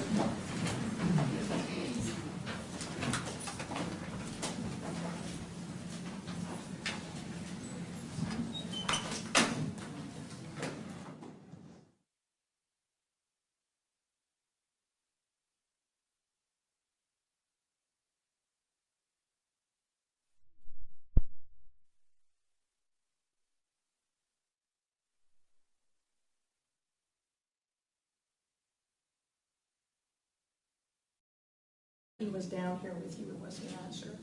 Yeah, I met him out in the street in front of the address. Right. And do you know who called him away and all the other field officers away from the inner perimeter and stopped them negotiating with Mr. Boyd? I do not. You weren't able to fully debrief him, but just were able to get sort of a general feeling for who was out there and what positions they were in. Is that right? Yes, ma'am. And you weren't ever able to debrief or talk to any of the CIT officers to find out what had worked and what had not worked with Mr. Boyd. That is correct, ma'am. You never found out that once these officers, the field officers, had warned Mr. Boyd not to cross a particular line or they would shoot him with a beanbag, that he never crossed that line. Did you find that out before you went up there? I did not. And before he was shot in the side and the back, you know that no officer ever warned him that they were about to shoot him with real guns if he did not get on the ground. Because of my distance, I'm unaware. I could not hear what exactly verbal communication was going on between the small arrest team and the Mr. Boyd. Okay, and do you know if at any time any of these fellows that showed up with the rope team, K-9, SWAT team ever told Mr. Boyd that they were now pointing real guns at him rather than beanbag shotguns at him? I don't recall if anybody told him that or not. I was never informed of that. Okay. You were not aware of the plan that Officer Weimerskirch, Ingram, and Keith Sandy came up with, were you, sir, before they implemented it? Judge, as soon as facts not in evidence. Do you know who came up with that plan, whether it was Weimerskirch, Sandy, or Ingram? I assumed it was Scott Weimerskirch just based on radio transmissions. Well, and you're assuming something, so do you know, sir, who came up with the plan? I don't know for sure. All right. Did you know before this shooting that you shouldn't use a taser shotgun with a canine dog? I did not. You were aware that canines were trained with shock collars? I am aware that they have shock collars, yes. Right, and when they get a shock, that's to tell them not to bite something, is that right? You're kind of out of my area of expertise on shock collars and canine. Okay. I know they use them for different things, but as far as behaviors, I'm not real sure when they do use them and when they don't use them. Were you aware before this shooting that if a canine sensed a shock from a taser that was not discharged, it would be signaling them not to bite or not to engage with the subject? I was not. Okay. You keep using the term arrest team today. They actually interviewed you March 17th at 12:06 in the morning. You never left the scene, I assume. They interviewed you right there the very next morning out there. Is that Yes, right, ma'am. Sergeant Fox? And at that time, in your 19-page interview, did you ever use the term arrest team ever in your 19-page interview? I don't recall. I might have used entry team, but they Can you kind of look go and see- together for Can you us. See what you're hearing? Hand me a statement.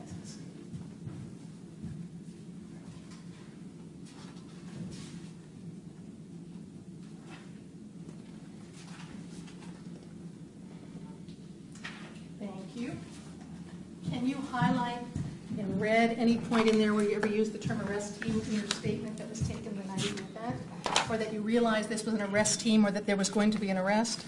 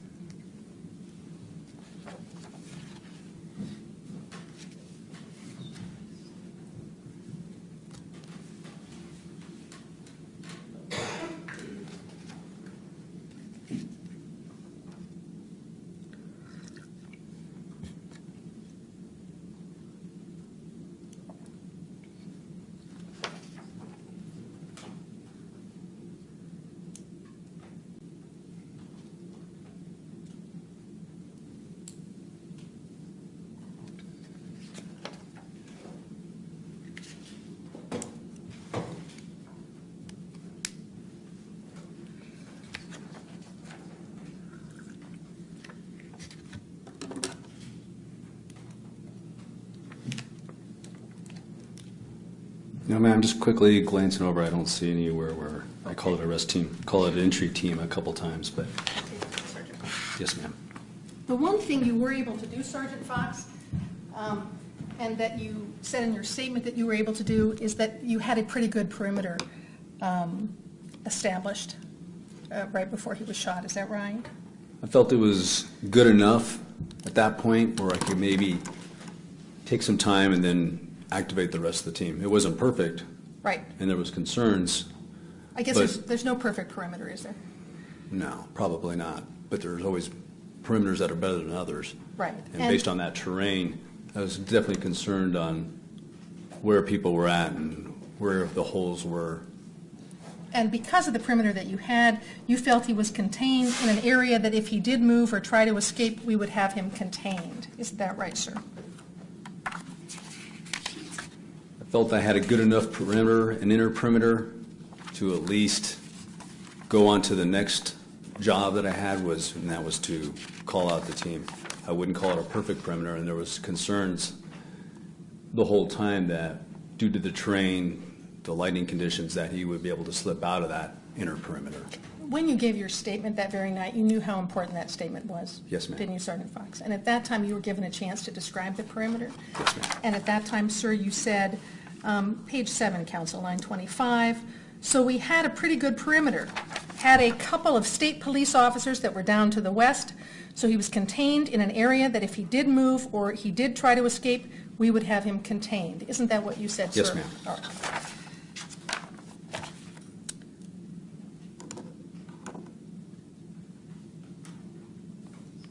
One second. Okay.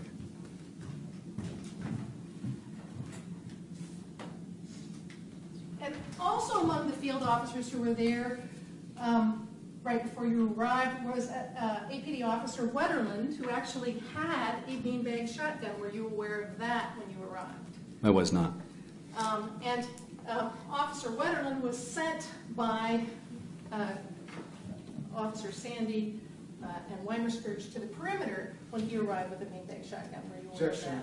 that? States that's not in evidence, Your Honor. Rephrase your question. Yes, sir. Were you aware that he was sent to the perimeter with his beanbag shotgun rather than asked to stay there with the team of Sandy, Weimerskirch, Ingram? No, I was not aware All of that. right. So you weren't aware there was already a beanbag shotgun on site? No, I was not. And then there was another officer named Justin Rogelio, who was also there at the scene, all of which were sent to the perimeter before you got there. Is that right? I wouldn't have known at the time, but if you're saying that's what happened at this point. Okay. You were not aware that Officer Wetterland with his beanbag shotgun was over here to the northwest? I did not. Okay.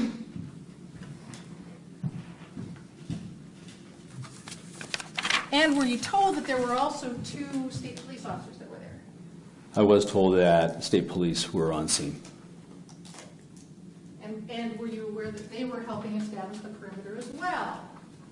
I understood that the 2 state police officers were stationed to the west in a perimeter position. Which would be here. Let me find him. There's Bankston right there. I think this has already been admitted. Let me see if I can find where on here. Here he is down here, actually to the west, exactly where you said. You were not there when the rope team or canine officers arrived at the beginning, were you? That's correct, ma'am. I was not.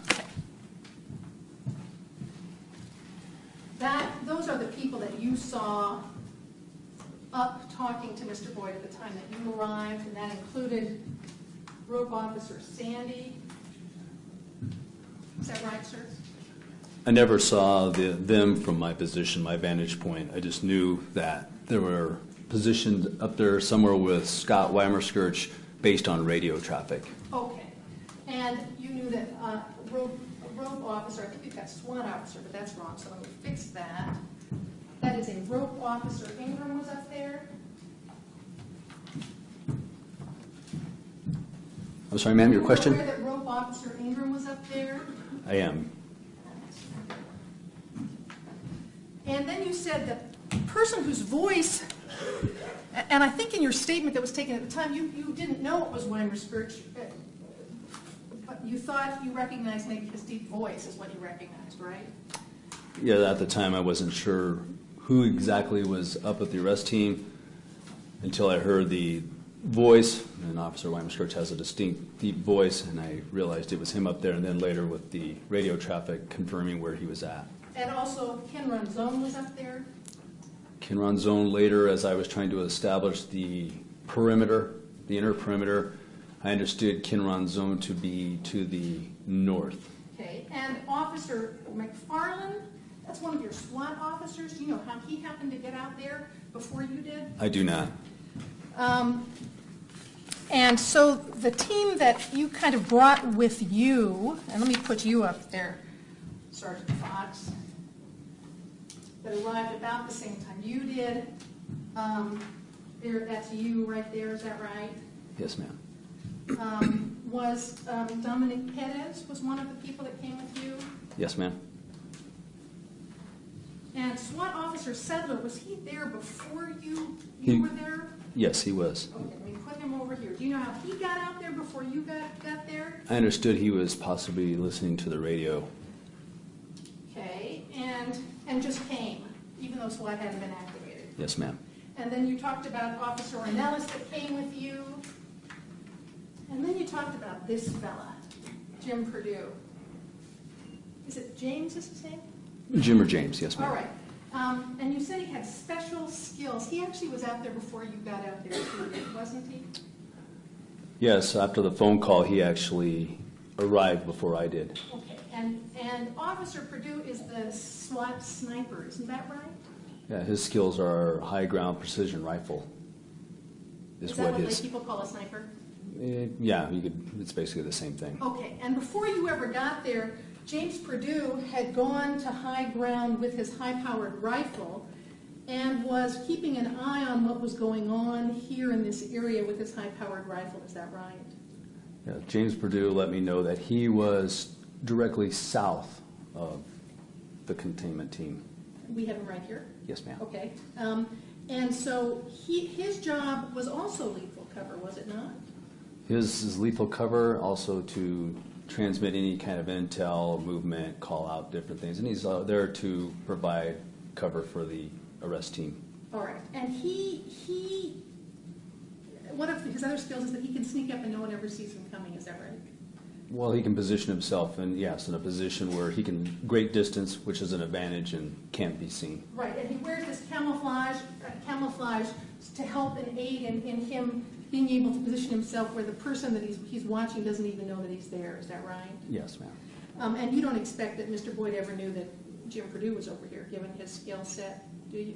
I'm not sure if he knew he was there or not. Objection calls for speculation. Sustained. In any event, Jim Perdue at no time ever shot Mr. Boyd, did he, sir? He did not.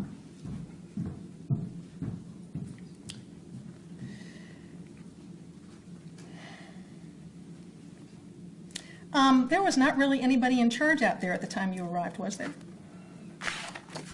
I believe Sergeant Carpenter was in charge, but he was handling what appeared to me the inner perimeter, the outer perimeter, and then trying to handle all the logistics, which would have been quite a lot. Yes, sir. And by the time you got there, he'd already been called away from this inner perimeter. What you asked the officer? Let me let Ms. McGinn do her cross, and then I'll give you an opportunity to do that. Okay. Or do you want to do it right now? It's just two very brief questions. I just thought since That's you... fine, Judge. Let him- Okay, go ahead, Mr. Bregman. So, the judge had just asked you whether or not officers are trained that they may use non-lethal force twice, for example. Yes. And these are all rapidly evolving situations, correct? Yes, sir. Do you know in this instance that the taser shotgun was used twice? I do now, yes. And do you know that the dog was deployed twice? I do now. Okay. That's all I had. All right, sir. Thank you. Ms. McGinn? Thank you, Judge. Morning, Sergeant Fox. Good morning, ma'am. Sergeant Fox, have you heard the saying that there are no accidents, just poor planning? I have. And at SWAT, one of the reasons you practice so much and have so much training is to try to avoid any kind of accidents, isn't that right? Yes, ma'am. And also to avoid danger both to your officers and to citizens of the community, too. Yes, ma'am. And you know your men on the SWAT team, do you not? I do. And you know the chain of command on the SWAT team. I do. One of the things that is important when the SWAT team deploys is to have a plan, isn't that right? That's correct. And in this situation, SWAT was never actually formally called out to the scene or activated to the scene, was it? It was not. You came because of what you were hearing over the radio. Yes, ma'am. And because you got there kind of late in the game, you were never able to put a full plan in place, isn't that right? Just partial plans, but not anything full. Right. And when you arrived and first spoke to Sergeant Carpenter, you found things were pretty confusing when you arrived there, is that right? Yes, ma'am. One of the things that you talked to Sergeant Carpenter about was who was there at the scene so you could figure out where everybody was, is that right? I asked him if he kind of had like a rough layout of where individuals were positioned. Didn't get a whole lot of information. Okay, let me find out what you did know. Did you know from either your radio transmissions or otherwise that there had been 2 open spaces officers that started this whole encounter? I understood that Okay. open space was Officers- the initial caller or initial officers. Right, officers McDaniel, John McDaniel, and Officer Patrick Hernandez were the people that first had contact with Mr. Boyd. Is that your understanding? It is now the names. Before I didn't know the names, ma'am. All right, and they were still at the scene when you arrived about 2.5 hours into this event. Is that right, sir? I believe they were. They were actually deployed down here in the southwest part of the perimeter. Is that right? At the time, I did not know where they were deployed. Do you know that now?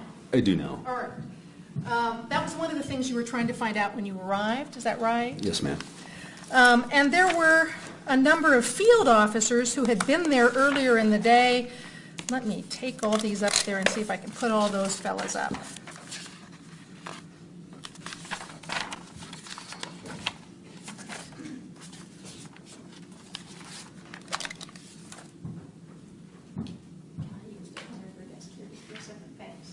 The fellow you spoke to was, let me find him, Sergeant Carpenter, is that right? Yes, ma'am. And he was a field officer, is that right? Yeah, he was the incident commander, the sergeant at the scene. Same rank as you. Yes, ma'am. He's the fellow that you spoke to and asked him if he had charges, and I think his answer to you was charges of aggravated assault, and he said, yeah, there possibly were some, is what he told you at the time when you asked him about that. Is that right? Yes, ma'am. And it wasn't that he didn't know whether there were not charges or not, because he'd been there the entire encounter, had he not? I wasn't sure if he had been there the entire time or... Consent calls for speculation. I'll allow the question to be asked and answered. Go ahead. You can answer, Sergeant Fox. I wasn't completely sure if he had been there the whole time, so I was trying to gather as much information from him, what he knew, where he got the information. Okay. When you were talking on direct, you said that instead you got your information from Ken Ronzone, who you know hadn't been there before you got, not very long before you got there. That's correct. Because you trusted Ken Ronzone and had worked with him in other places. Is that right? Yes, ma'am. Okay. You understand that it might not have been that Sergeant Carpenter didn't know whether or not there were aggravated assault charges, but he may not have thought that Mr. Boyd was not that great of a threat. Objection calls for speculation. Well, Counsel, I think the point was brought up on Sure. the cross, or the direct, so I'll allow you to ask the question. Can you repeat, ma'am? Sure, Sergeant Fox. There were 2 alternatives, either that Sergeant Carpenter didn't know what was going on, or Sergeant Carpenter had dealt with Mr. Boyd for an hour and a half and didn't think he was that much of a threat. Those are the 2 alternatives. Is that right? Possibly, or he just wasn't sure of or he hadn't gotten around to investigating those charges, but I was unsure what was going on. Okay, what we know now is that Sergeant Carpenter had been there for an hour and a half and Ken Ronzone had not been there for an hour and a half. Is that right? Yes, ma'am. The other folks who were out there was a CIT officer named Brock Nipreth. Did you know that there was a CIT officer named Brock Nipreth out there? In passing on the scene, I had understood that at one point there was a CIT officer that was at the scene? And in fact, there was a second CIT officer named Michael Monet at the scene as well. Were you aware of that when you arrived? No, I wasn't aware there was 2 CIT officers. And in fact, part of your plan that you wanted to put into effect was to get somebody out there who could negotiate with this fellow, is that right? Yes, ma'am. You have people who are, it's not CIT, it's CNT, is that right? Yes, ma'am. Crisis negotiation trained officers? Crisis negotiations team. Okay, and they have even more training than CIT officers. Yes, they're a little bit more advanced training. But without those officers there, you could have used CIT officers to try to communicate with Mr. Boyd, is that right, if you'd known they were there? Yes, if CNT isn't at the scene, CIT would be the next best thing. Okay. Thank you. Thank you, Your Honor.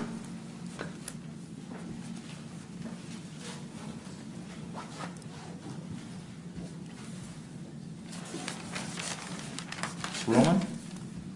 Your Honor, before we call our next witness, with court's permission, I'd like to read in a brief stipulation of the parties regarding an exhibit.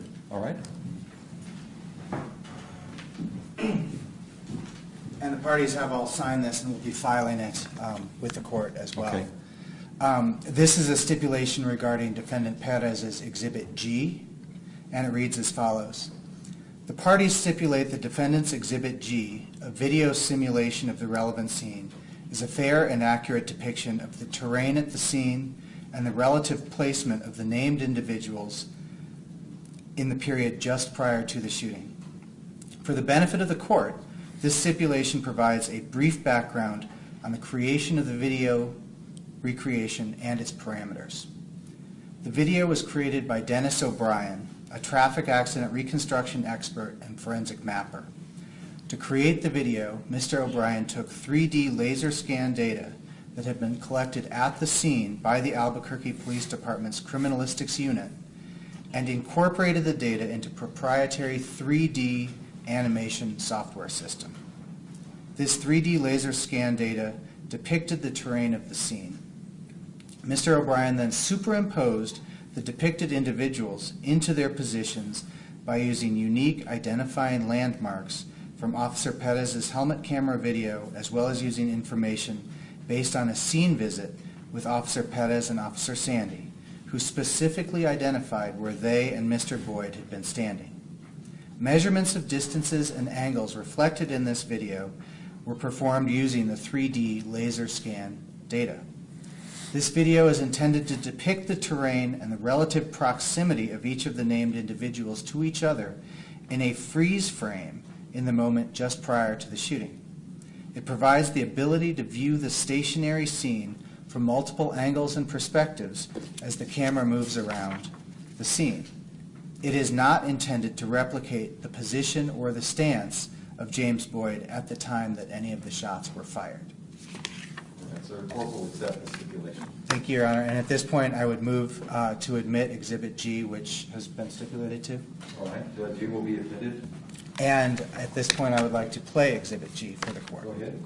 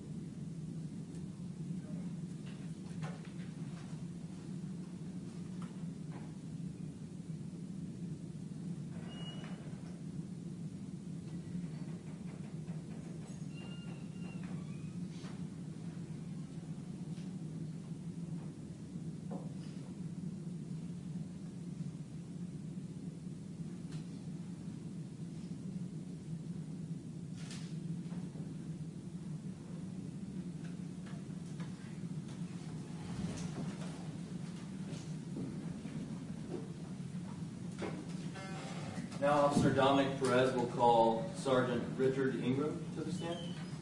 Okay.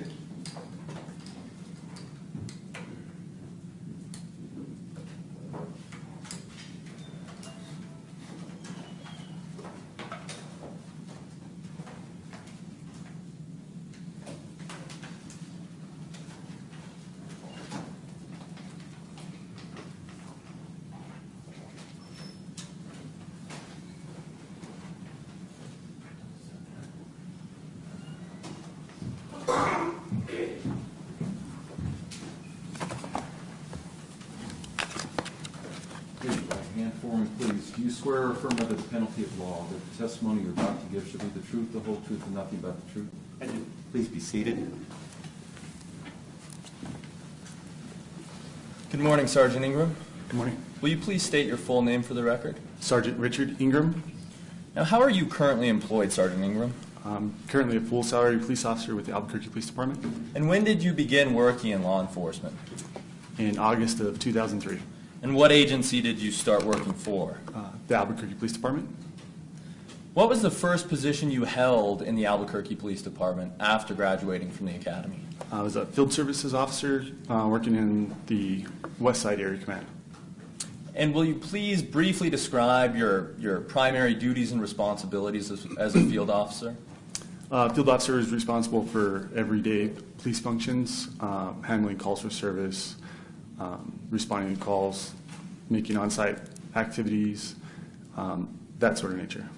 And how long did you work as a field officer for APD? Approximately 7 years. And during those 7 years, did you receive any training beyond that which you received in the academy? I did. Will you please explain the additional training you received? During my course of tenure as a field service officer, I attended a lot of training.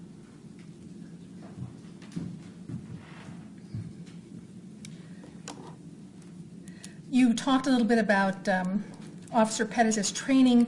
He had much more training and experience than a rookie officer, did he not, sir? He did now. And he was able to, all that training helped him perceive and respond faster than a rookie officer would. Yes, didn't ma'am. it, sir? And in fact, also the aiming system that you said you use because it is quicker, is that right? It allows us to, yes, pick up the front sight quicker. Okay. When you train officers, you teach them that they don't get to shoot someone for past bad conduct. Isn't that right, sir?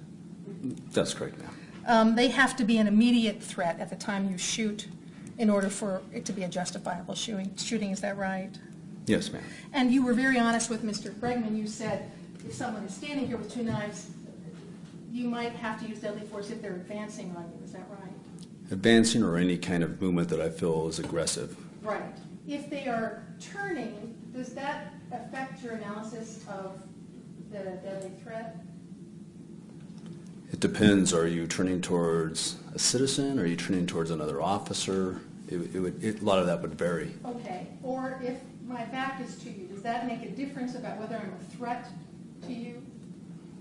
Again, I don't know if what are you looking at? Are you moving towards anybody? What are the officers' positions? Yes, sir. Civilian positions, if there are any. So it depends. If I'm obeying your order to lay down at the time that you shoot me, what does that tell you about whether I'm a threat? If you're obeying commands, Yes, sir. then I wouldn't shoot you, no. Okay.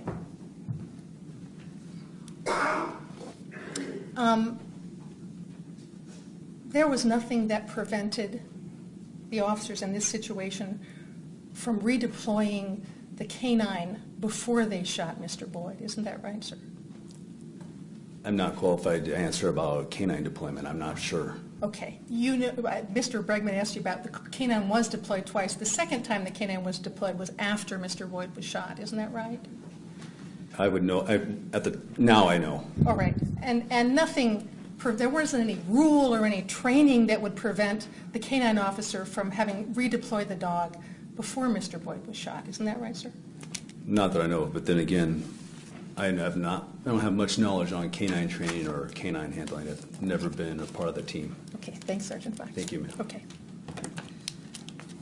Pass the witness, Your Honor. Mr. Robles, do you have any redirects, sir? I do. Okay.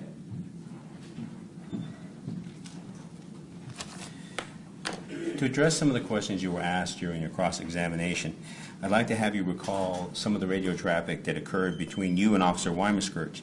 Do you remember a radio transmission in which you told Officer Weimerskirch that it was imperative to take Mr. Boyd into custody before nightfall? I do. Why did you make that statement over the air?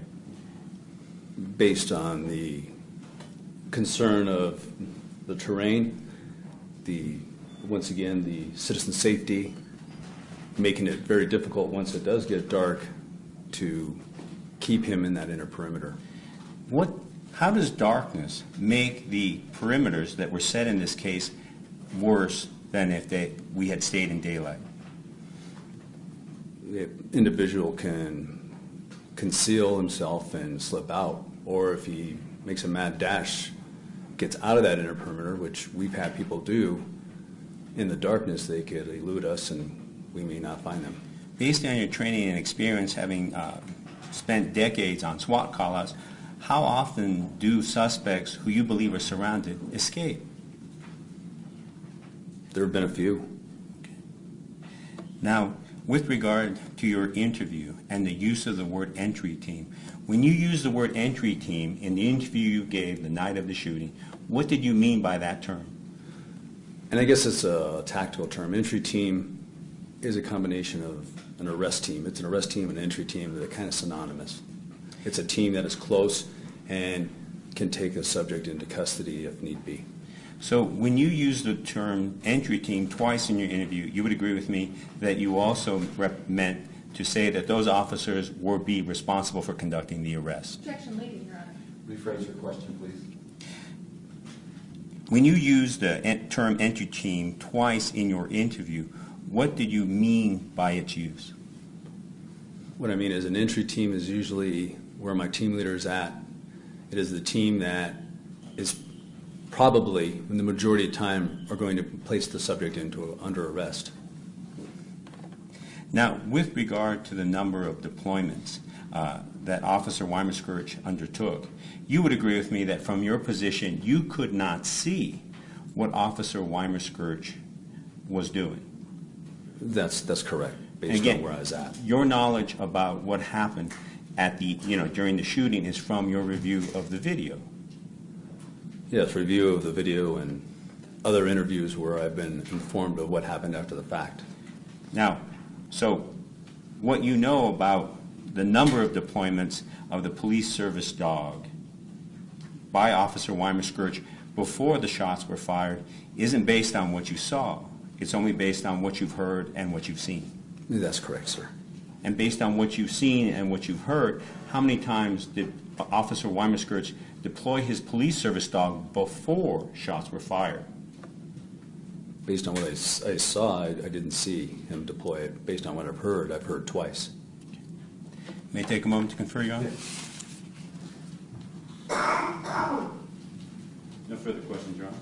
May this witness be excused from the case, Mr. Robles? Yes, he may. State? Yes, Your Honor. I just have a moment, Your Honor. Okay.